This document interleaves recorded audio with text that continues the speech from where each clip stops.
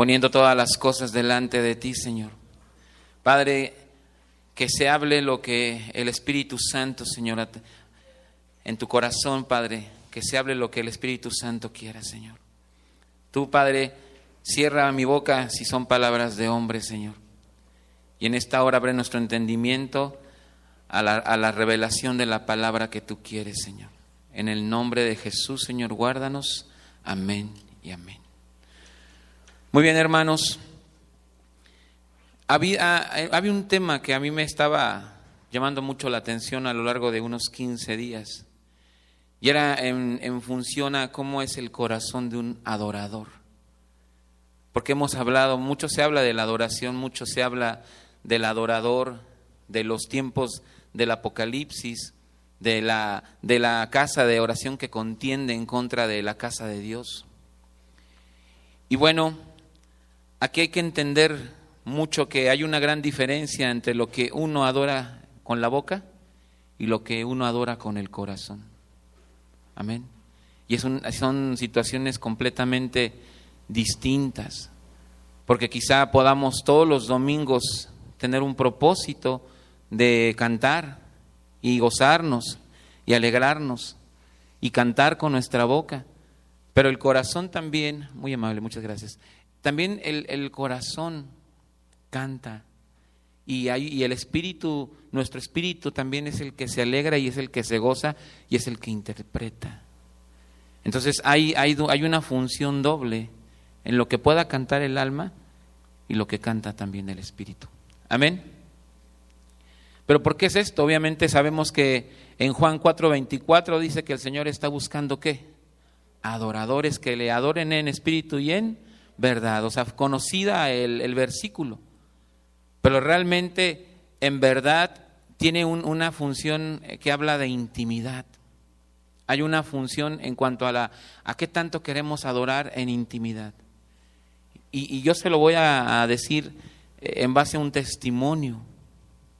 Hace unos 15 años, nosotros también nos congregábamos en el camino. Y fue de los tiempos en que pues el Señor estaba levantando un grupo de alabanza. Y realmente creíamos cada domingo que éramos muy espirituales, que había una espiritualidad porque cantábamos en profundidad. Pero hubo un tiempo en que llegaron unos profetas, hubo una campaña que se llamaba algo así de gloria. Y realmente ellos promovían mucho la gloria del Señor en las iglesias. Y se llamaba Impacto de Gloria. Y realmente hubo una palabra poderosa para mucha gente recibió ese día. Pero yo tengo un recuerdo muy específico de lo que el Señor a mí me habló. Y cuando Él hablaba conmigo a través de una persona, el Señor me decía es que tú ya no vas a ministrar con ese fuego extraño. Y realmente a mí me llamó muy poderoso.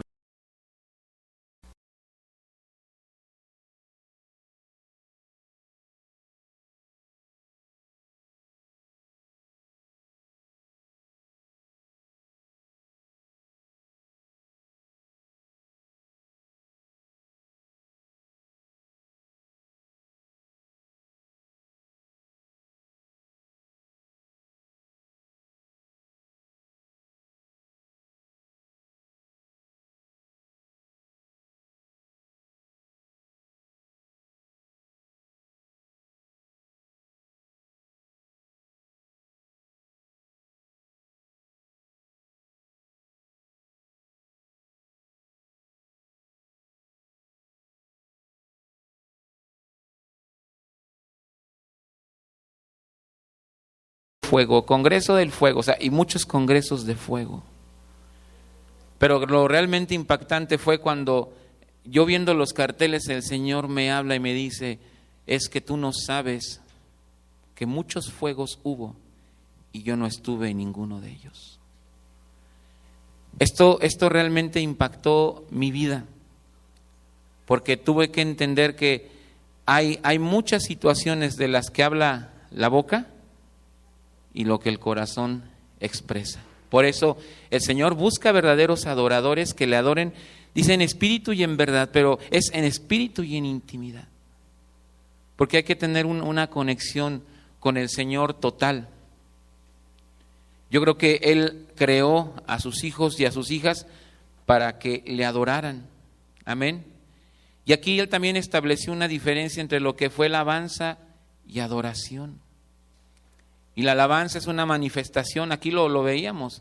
Mi hermano leía el Salmo 100, ahorita vamos a ver un poquito sobre el Salmo 100.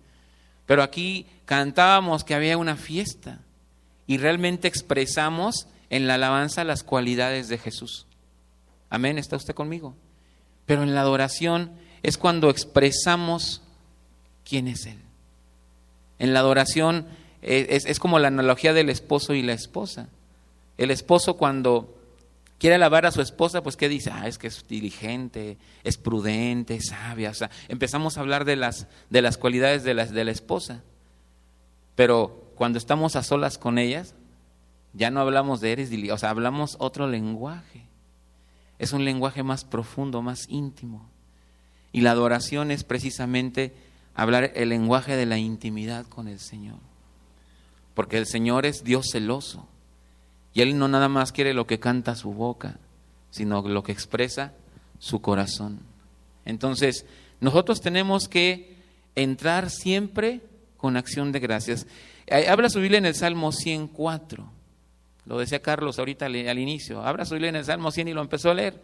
Pero vamos a meditar un poco en el versículo 4. Dice, dígame amén cuando lo tenga, tampoco me quiero adelantar.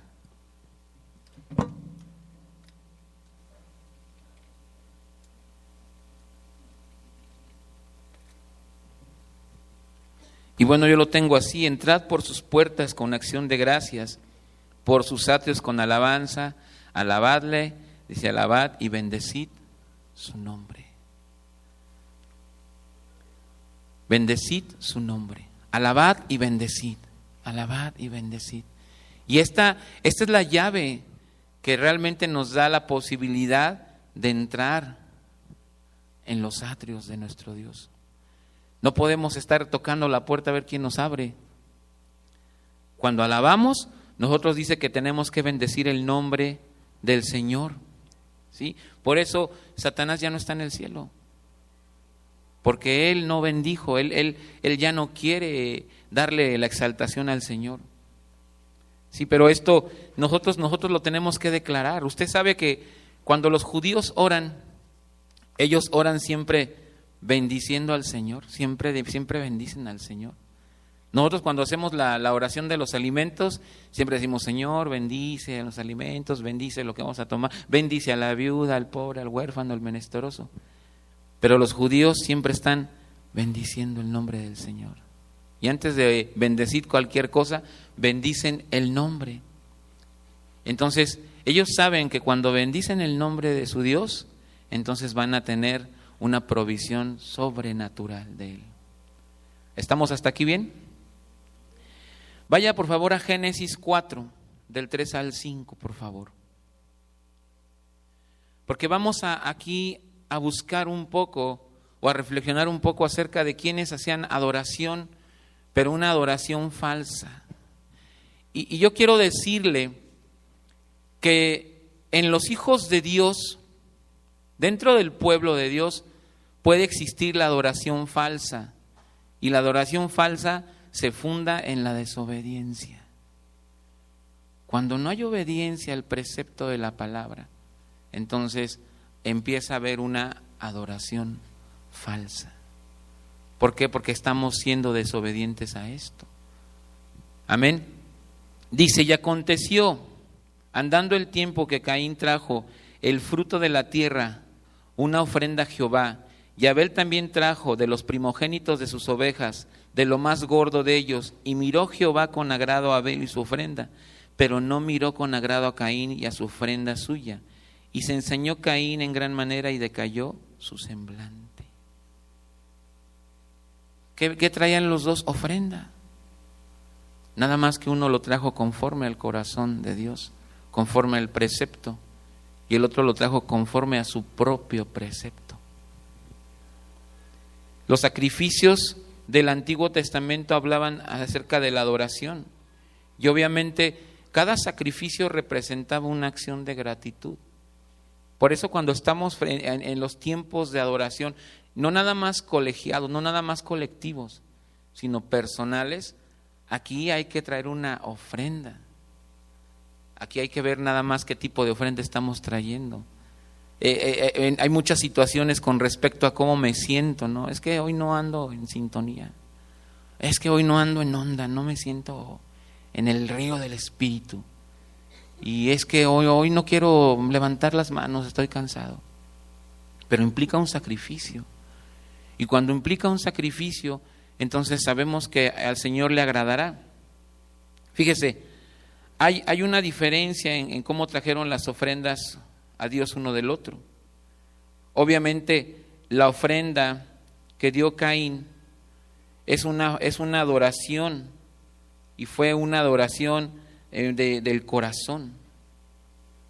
Dice que aparentemente no parece malo, pero ¿qué dice del corazón? ¿Qué habla del corazón la palabra? Pues que también es engañoso, ¿verdad?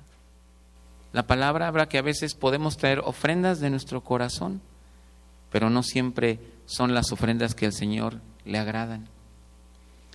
Nosotros, el Señor siempre ha deseado que sus hijos traigan las primicias desde su ofrenda. Cuando usted se levanta en las mañanas, ¿qué trae de ofrenda de adoración a nuestro Dios? Y eso hay que pensarlo. Nuestro primer pensamiento, nuestra primera motivación debe ser para el Señor, porque a Él le agradan las primicias. En el Antiguo Testamento, todas las personas, todos sus hijos, le traían las primicias de todo. Y entonces Él tomaba de esas primicias. Por eso no le agradó en un 100% un determinado tipo de ofrenda. Pero aquí lo que nosotros tenemos que empezar a establecer es que la actitud del corazón es la que vale mucho. Y aquí hay dos formas de presentarnos con la actitud, o correcta o la incorrecta, o obligada o porque queremos. Dice Marcos Brunet que hay una gran diferencia entre vivir entre la obediencia natural y lo que sería la justicia. Vivir en obediencia es casi decir que vivimos por necesidad de obedecer o por justificación de obedecer. Pero vivir en la justicia significa que esto nace de la voluntad. Y ponía el ejemplo, él pone a veces ejemplos de un músico que le dicen, bueno, recoge los instrumentos, porque a veces tenemos tareas de ese tipo. Ayúdenos a cargar, recoja los instrumentos. Aquí va en la actitud de quien realmente siente que es un privilegio. Y cuando hablamos de sentir que es un privilegio, es porque nace de nuestra voluntad y lo creemos. Pero cuando creemos que también es porque es que estoy obligado, también es otra forma de actitud. Entonces la actitud correcta debe ser aquella que nazca de la justicia.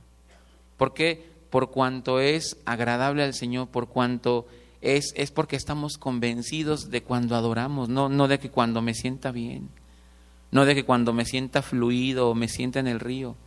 Esta cuestión de la adoración es una situación muy seria. Por eso yo le digo, cuando yo soñaba esas cosas, a mí el corazón se me aceleraba, que dice, bueno, Señor, afortunadamente no vi en el sueño los nombres de los congresos, pero hablaban de fuego, hablaban de manifestaciones, pero el Señor me decía, yo no estuve en ninguno de ellos. ¿Por qué? Porque no exaltaban, no buscaban adorar de una manera genuina. Vaya a Primera de Samuel, por favor, 10:8.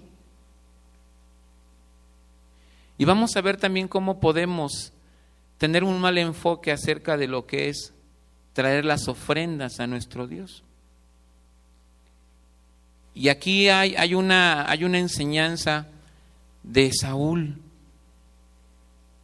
Yo quiero decirle que él fue una persona entendida del Espíritu Santo, entendida del conocimiento del Señor. profetizó, él danzaba, o sea, él era de verdad extraordinario. Y dice primera de Samuel 18, luego bajarás delante de mí en Gilgal, y entonces descenderé yo a ti para ofrecer holocaustos y sacrificar ofrendas de paz. Espera 7 días hasta que yo venga a ti y te enseñe lo que has de hacer. Eso le decía Samuel a Saúl. Pero fíjese cómo Saúl empezó a desviar su corazón con respecto a sus necesidades propias, con respecto de su propia interpretación. Porque aquí no hay que perder de vista que el Señor nos demanda una forma de adoración aquí. Pero a veces las interpretaciones humanas son las que nos desvían del adorar de una manera genuina. Dice primera de Samuel 13 del 7 al 10, no lo lea, dice, yo se lo voy a leer. Dice, Saúl permaneció en Gilgal y todo el pueblo iba detrás de él temblando, y él esperó 7 días conforme al plazo que Samuel había dicho. Pero Samuel no venía a Gilgal y el pueblo se le desertaba. Entonces dijo Saúl, traedme holocausto y ofrendas de paz. Y ofreció holocausto, y cuando él acaba de ofrecer el holocausto, he aquí Samuel que venía, y Saúl salió a recibirle para saludarle. Fíjese qué tremendo, esto de 1 Samuel 13 del 7 al 10. Es tremendo porque él quiso dar holocaustos y ofrendas de paz, él, de su propia voluntad y corazón, pero no para adorar a Dios, sino ¿para qué? Para que le hiciera un favor. Él no buscó la adoración, él buscó primero tener el favor de Dios para ir a esa batalla. Entonces él no adoró, él no hizo lo correcto. O sea, en el Antiguo Testamento a los reyes no se les daba el derecho de hacer sacrificios. Él tenía que tener la ayuda de un sacerdote, pero Samuel ya le había dicho que no lo hiciera. ¿Y por qué? Porque él tuvo más temor del pueblo que de Dios. A veces estamos adorando y está la hermana y me va a ver aquí de ridículo, de ridícula, o sea, y nos desviamos de la forma de adorar. Porque aquí la intimidad es básica en los tiempos de la alabanza de la iglesia y en los tiempos personales. Realmente hemos aprendido mucho de gente que nos decía, bueno, a veces el adorar y el alabar es perder la compostura. Dice, si eres una persona que está ahí tirada toda moqueada, estás toda despintada, así, esa es una forma en que tú estás alabando a nuestro Dios. Y hay gente que no tiene miedo de mostrarse así, aunque luego de miedo, ¿verdad? Pero así es la gente. O sea, quien quiere adorar, adora de la manera más genuina y no busca guardar la imagen. Entonces, es claro que de la manera en que Saúl hizo estos sacrificios, no lo hizo con un corazón de adorador. Fíjese también, él en el capítulo 15, él le mandó destruir a Amelec, incluido todos los hombres, mujeres, o sea, todo. Pero ¿sabe qué fue lo que hizo Saúl? Simplemente desobedeció. ¿Por qué? Porque a él se le daban instrucciones precisas. Destruye todo, animales, sus hijos, el oro, o sea, no te quedes absolutamente que nada. Y él desobedeció. ¿Por qué? Porque primero le perdonó la vida al rey. Segundo, se quedó con lo más gordo, lo más bueno. Se quedó con la ofrenda. Y cuando vino Samuel, bueno, ¿y qué es este berrido de animales? Y pues no te dije que destruyeras todo. Pues sí, pero es que apartamos lo mejor. El pueblo, los soldados quisieron que fuera lo mejor. Y entró en un tiempo de desobediencia. Fíjese qué importante es. ¿Por qué?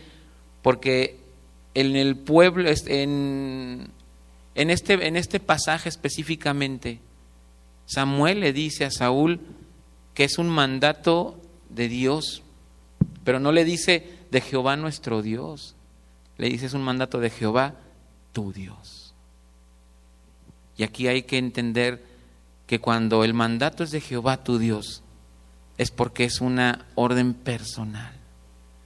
No es de tu compañero de al lado, no es de tu esposa, no es de tus hijos. Ayer hablábamos un poco con los varones en referencia a que a veces pensamos los varones que las cosas de los hombres fuertes, de la fuerza, es de nosotros, y que las cosas espirituales es de las mujeres. Les toca orar y interceder y hacer las cosas más sencillas. Cuando aquí toda la ordenanza va muy en función de cada persona. Cada quien tiene talentos, el Señor nos dotó de talentos distintos, pero Él nos usa en todas nuestras diferencias. Amén. Entonces Él le dijo, Jehová tu Dios te lo ordena.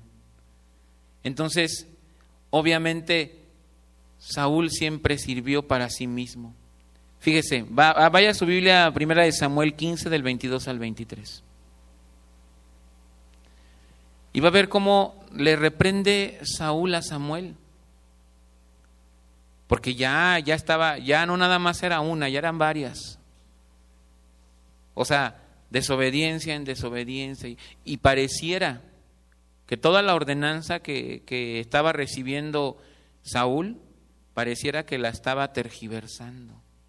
Por eso le digo, aquí puede existir la adoración falsa cuando estamos en desobediencia al precepto, y no nada más al precepto de la adoración, al precepto de lo que el Señor nos mostró desde que le conocimos. Hacer lo recto delante de Él. Y aquí está, o sea, no tenemos que buscarlo. Él nos lo da en la palabra. Y entonces cuando estamos siendo desobedientes en el precepto, entonces puede venir un espíritu de desobediencia. Dice, se complace Jehová tanto en los holocaustos y víctimas como en que se obedezca a las palabras de Jehová.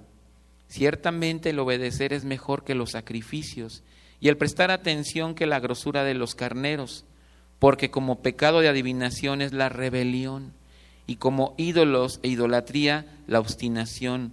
Por cuanto tú desechaste la palabra de Jehová, Él también te ha desechado para que no seas rey. Qué tremenda palabra. El Señor lo desechó, porque dice que es como pecado de adivinación. Los hechiceros son los desobedientes, pero también dice que es como la rebelión, es como los ídolos, la idolatría, o sea, también es muy parecido ser obstinado. Y a veces somos obstinados. Yo en mi experiencia, yo le puedo decir que yo era obstinado porque yo creía hace mucho tiempo que la alabanza era de una manera. Pero cuando el Señor me habló acerca del fuego extraño, yo realmente ese día lloré. Ese día tuve que reconocer que mi vida no había sido de olor fragante. Hace un tiempo, también en los inicios, cuando íbamos a una iglesia, yo iba a una iglesia, nos encontramos una vez y realmente esto puede provocar algún conflicto, y era de que cuando el grupo de alabanza pasó a tocar, terminó su tiempo, y entonces el predicador invitado los junta a todos y les dice, yo quiero decirles que el Señor me dice que lo que ustedes tocaron hoy no subió. Y entonces la actitud de muchos de ellos fue de caer en llanto.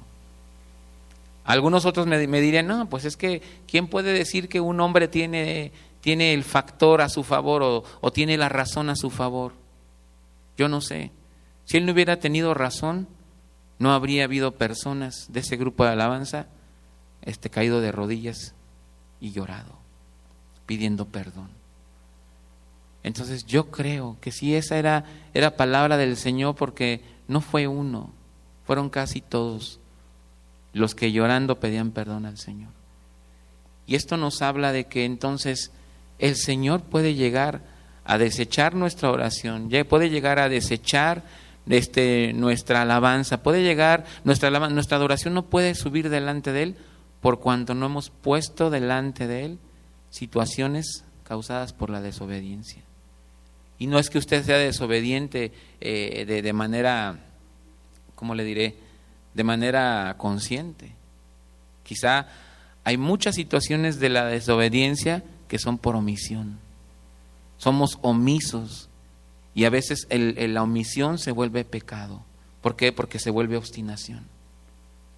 Y cuando somos obstinados en querer ser nosotros, entonces puede convertirse en un pecado de adivinación.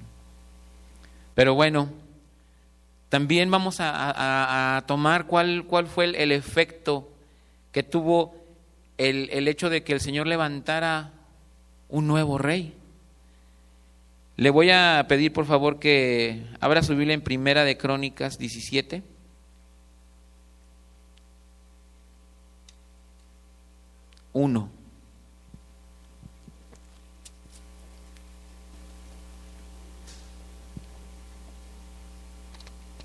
En Crónicas 1.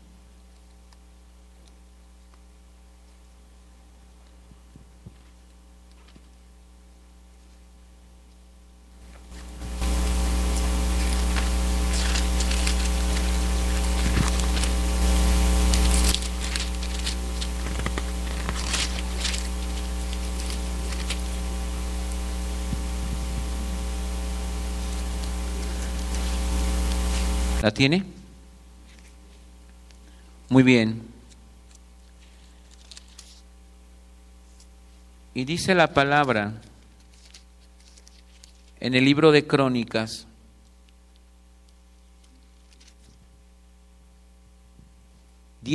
hablan en el versículo 17, perdón. Primera de Crónicas 1:17.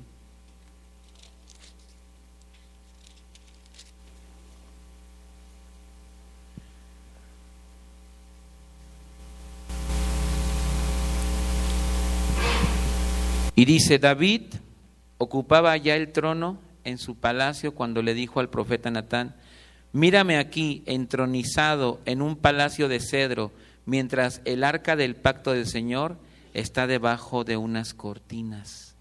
Y Natán le contestó, haz todo lo que de corazón te propongas hacer, que cuentas con el apoyo de Dios. Yo estoy leyendo la Reina Valera, versión contemporánea. Dice el pastor que hay muchas versiones.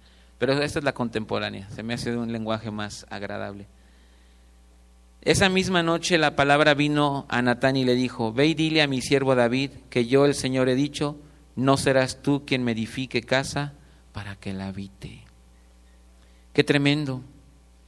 Dios no le permitió edificar la casa. ¿Por qué cree? Obviamente esa misión la cumplió su hijo. Pero David preparó los planes. Obviamente también dio una ofrenda para que se pudiera cumplir en un tiempo futuro. Pero aquí habla de que el Señor no le permitió construir un templo para que él habitara. Qué tremendo, ¿no? Fue el rey de más gloria y sin embargo no le fue permitido construir un templo. Y entonces, ¿por qué creen también que el Espíritu Santo profetizó? Y el Espíritu Santo también profetizó sobre David. Abra su Biblia en Hechos 15:16.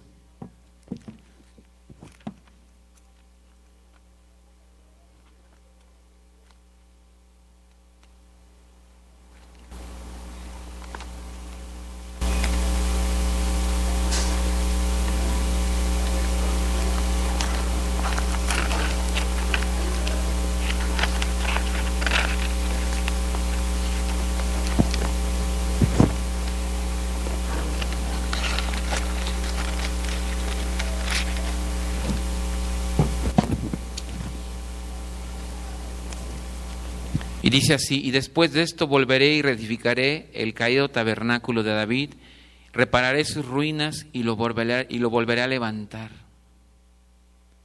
¿Por qué el Espíritu profetiza sobre un tabernáculo caído si David nunca levantó un templo? Eso es algo que a mí me llamó mucho la atención. Dice, bueno, si David no le fue permitido, ¿por qué entonces se profetiza sobre un tabernáculo caído? Él no hizo eso, simplemente que a quien le correspondió hacer el templo fue a Salomón. ¿Por qué no dijo el Espíritu Santo, voy a edificar el tabernáculo caído de Salomón? Pues simplemente porque David fue el ungido del Señor. Y fue tan ungido que aquí habla que él tenía un amor y una pasión por la presencia del Señor. David, por eso dice la palabra que él tenía un corazón conforme al de Dios, porque amaba la presencia. A él no le interesaba que estuviera encerrado en un lugar. Él amaba la presencia. Nada más que acuérdese que cuando David fue rey, posteriormente se corrompió. El Señor después lo restauró, pero quizá ya no fue el mismo esplendor de ese rey como lo fue en su inicio. Entonces, David amaba esa presencia. ¿Y dónde estaba representada la presencia? Pues en el arca del pacto. Sí, acuérdese, ¿qué sucedió cuando les fue robada el arca por parte de los filisteos? Pues se la llevaron adelante los filisteos, la metieron allá al templo de Dagón y luego al día siguiente Dagón apareció caído primero. Dijeron, levantaron otra vez la estatua de Dagón y al siguiente día no nada más estaba caída, sino tenía los brazos cortados. Entonces decían, no, a ver, este Dios es Dios, Dios no es Dios de llanos. Dios, porque decían, no, es que Dios de llanos. No, es que Dios de los cielos nada más. O es Dios de collados. O es Dios de montes. Y entonces los filisteos se dieron cuenta que este Dios que habían capturado era un Dios fuerte, que era capaz de tirar a su Dios y cortarle las manos. Por eso hay un canto que dice que lo redujo a vanidad. Amén. Entonces, él amaba esa presencia. Y entonces los filisteos le regresaron el arca, obviamente con sus millones de ratones de oro, porque esa era la usanza de los filisteos. Que cuando reciben una bendición o una sanidad, ellos daban la proporción, porque sus ¿cómo pudiéramos llamarlo? Sus tumores eran del tamaño de un ratón, así de grandotes estaban los tumores. Cuando quitaron el arca de en medio de ellos, se la regresaron a los judíos, pero con su porción de ratones de oro, porque pensaban que eran ratones. Pero bueno, esa es otra historia. Aquí el hecho es que ellos reciben el arca. David recibió el arca en el área de Balat de Quirantín. Vaya a Primera de Crónicas 13 del 5 al 6.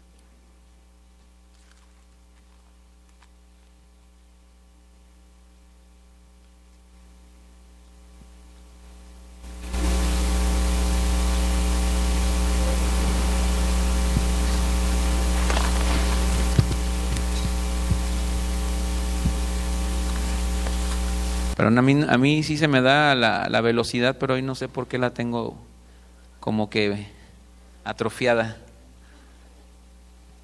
Sí, suele pasar, no suele pasar de repente. Por eso quiero más a las hermanas que son rapidísimas, ellas aman mucho su Biblia y saben dónde están las cosas exactamente.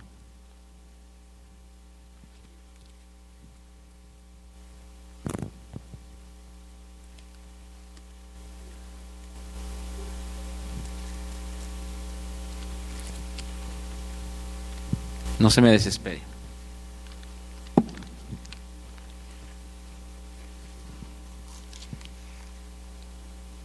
Y dice 13 del 5 al 6.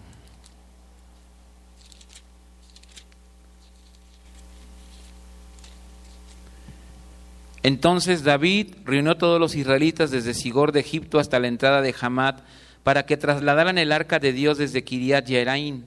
Y fue David con todo Israel a Balá de Kiriat Jearim, que está en Judá, para trasladar de allí al arca sobre el cual se invoca el nombre de Dios, el Señor que habita entre los querubines.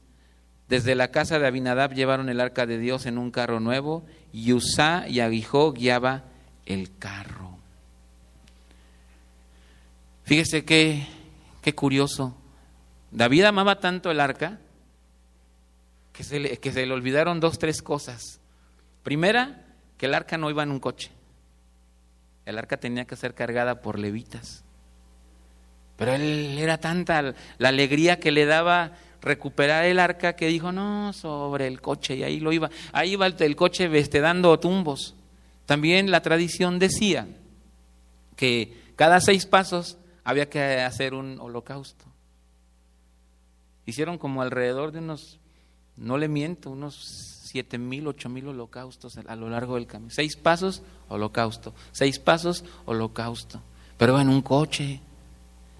Eso habla del corazón de él, pero habla también que hubo errores, porque en Crónicas 13, del 7, ¿qué dicen en el 7?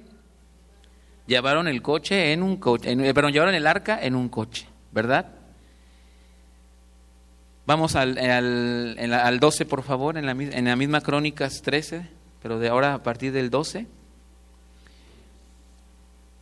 Y ese día David temió a Dios y dijo, ¿y cómo voy a llevar el arca de Dios a mi casa? ¿Qué había pasado? Pues dice que en esa brincadera del coche, el arca se iba a caer.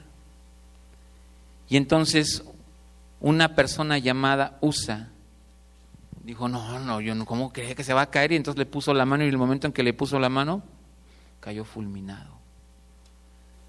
Y entonces dice en 1 Crónicas 13, del 12 al 14, léalo conmigo. Y David temió a Dios aquel día y dijo, ¿cómo he de traer mi casa al arca de Dios? Y no trajo David el arca a su casa en la ciudad de David, sino que la llevó a casa de Obed-Edom, Geteo. Y el arca de Dios estuvo con la familia de Obed-Edom en su casa 3 meses, y bendijo Jehová la casa de Obed-Edom y todo lo que tenía. Amén. Pero dice, David temió. ¿Por qué? Porque se dio cuenta que la había regado. Que la persona que tocara el arca, pues ese dice, ese lo va a matar. No vaya a ir a la mía y me mate. Y yo muera juntamente con él.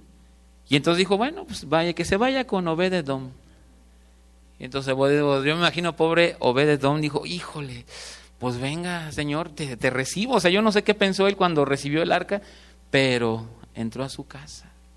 Pero dice la palabra que él recibió bendición, o sea, duró 3 meses. Y en 3 meses él recibió una bendición sobreabundante. Yo creo que fue el conejillo de Indias este hombre. Y fue la experiencia, para él fue la experiencia más gloriosa para su familia también. Porque él fue bendecido en todo, en su casa, en sus finanzas, no faltaba nada, él fue un hombre próspero. Y entonces otra vez se juntó el pueblo, junto con David, y entonces ahora sí fueron a la casa de Obed-Edom, y ahora sí, regrésame el arca, ¿no? Pero ahora sí la voy a llevar de la manera más correcta. Vea qué tremendo, ¿no? En esta situación, el Señor es un Dios que le gusta que se cumplan sus preceptos. Entonces, al llegar a Jerusalén, David estaba muy gozoso. No perdamos de vista, porque habla del tabernáculo caído. Y el tabernáculo caído va en función del gozo. El tabernáculo caído va en función de que tanto anhelamos la presencia del Señor. De veras, y esto tiene que ser la necesidad más grande de nosotros, que anhelemos la presencia de Dios. Por eso el Señor habla de que Él restaurará el tabernáculo caído de todo su pueblo, porque Él quiere que algún día llegue. Obviamente lo vamos a estar cuando estemos en las calles de oro, ¿verdad? ¿Cuántos vamos a estar danzando? Amén. ¿Cuántos vamos a estar alabando? Amén. ¿Cuántos vamos a estar adorando? Pues ese es un gozo perpetuo. Pero en esta tierra el Señor quiere que nosotros seamos adoradores como David en la tierra. Entonces, ¿qué pasó con él? Que se quitó la túnica y danzó, pero pues a su esposa no le gustó, ¿verdad? Y lo ridiculizó. Dice en 2 de Samuel 6:17, no lo lea, si lo pueden poner en pantalla, 2 de Samuel 6:17, metieron pues el arca de Jehová y le pusieron en su lugar en medio de una tienda que David le había levantado, y sacrificó David holocaustos y ofrendas de paz delante de Jehová. ¿Dónde lo metieron? ¿En su palacio? No, en una tienda. Yo creo que fue más imponente la tienda que le hizo Moisés, fue más imponente el palacio que le hizo Salomón que la tiendita que le hizo David. Pero fíjese, al Señor le plació morar en la tiendita de David. ¿Por qué? Porque ahí sacrificó holocaustos y ofrendas de paz delante de Jehová. Cuando nosotros sacrificamos holocaustos y ofrendas de paz, le estamos diciendo al Señor: tú eres mi amigo. Yo te amo porque tú eres mi amigo. Entonces, eran los tiempos de amistad, yo creo, más genuinos que tuvo David con el Señor. Por eso, él habla de que el Señor quiere restaurar ese tabernáculo caído. Él quiere restablecer una relación de amistad. Porque a veces o vemos al Señor demasiado alto, con demasiada seriedad, con demasiada sobriedad, que nos olvidamos que Él es nuestro amigo. Que Él no busca tener consentidos, que Él busca tener intimidad, que Él busca tener amigos a los que llame mis íntimos. Entonces, Él no buscaba, el Señor no buscaba los templos de la riqueza, ni de la sobriedad, o sea, ni de lo magnificente, porque la tienda que hizo Moisés era impresionante, de acuerdo a las medidas del Señor. Y el templo que le hizo Salomón era doble, triplemente, cuádruplemente impresionante. Pero la tienda de David no tenía nada de impresionante. Lo único que tenía de impresionante es que era un corazón de humano enlazado con el corazón de Dios. Y esa es la tienda que busca el Señor con usted. Que usted le haga una tienda, que usted le haga una habitación, porque su gloria es tan grande que dice que ni los cielos lo pueden contener, pero su corazón sí. Él busca adoradores que le adoren en espíritu y en verdad. Entonces, cuando Él está buscando que haya adoradores en espíritu y en verdad, está buscando la cercanía cara a cara. ¿Qué pasó con Obed-Edom? Pues obviamente él aparece en la lista de los que guardaban la puerta. ¿Por qué creo que Obed-Edom iba a dejar ir el arca? Dijo: mangos, yo me voy con el arca. O sea, si ya me bendijo, me voy detrás de la bendición. Y no le importó ser guardador de la puerta, pero él quería estar en la presencia. Él experimentó la presencia.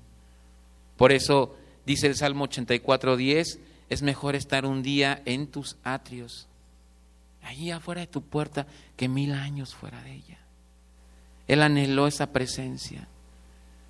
Cuando tuve la experiencia, cuando el Señor me dijo que ese fuego extraño yo tenía y que Él cambiaba ese fuego por un fuego del Espíritu, fue cuando experimenté la mayor presencia en mi vida. Usted, o sea, de verdad, estar cara a cara, estar saboreando al Señor, es una experiencia que bien vale el precio. Y vale el precio de dejar, quizás si a usted le gustan los ritmos, si le gusta otro tipo de música, o sea, dejar todo. Vale la pena dejar todo por el Señor. Por eso eso dice el salmista, por eso Obed-Edom dijo: yo me voy con el Señor. Yo, aunque me vaya de mi casa y me venga con mi familia, yo ya no quiero estar fuera de su presencia. Y fíjese, abra por favor su Biblia en Juan 9:31. Memo, ¿me ayudas por favor?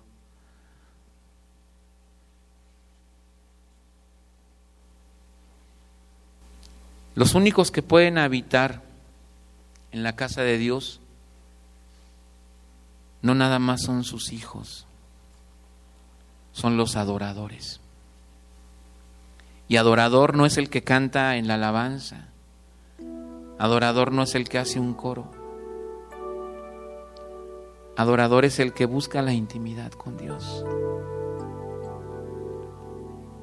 Yo puedo decirle que cuando usted tiene un encuentro y una cercanía con el Señor, podrán venir muchas dificultades y podrán venir muchas tentaciones. Pero cuando usted está adorándole y cantándole, usted tiene una seguridad de que la diestra de Dios está sobre usted. Dice Juan 9:31, dice, y sabemos que Dios no oye a los pecadores, pero si alguno es temeroso de Dios y hace su voluntad, a ese oye. Eso lo dice en la versión Reina Valera. Él no oye a los pecadores, dice, pero si alguno de ellos es temeroso de Dios y hace su voluntad, a ese oye. Y hay una versión que dice, y sabemos que Dios no oye a los pecadores, pero si alguno es adorador y hace su voluntad, a ese oye. Si alguno de ustedes es adorador y hace la voluntad de Dios, dice que a ese escucha. Y entonces ya no vendrá un fuego extraño sobre su vida, sino que vendrá un fuego verdadero, un fuego de visitación, porque el Señor busca visitar. Cuando tiene un encuentro con nosotros, siempre Él va a procurar visitarnos. Y cuando Él nos visita, entonces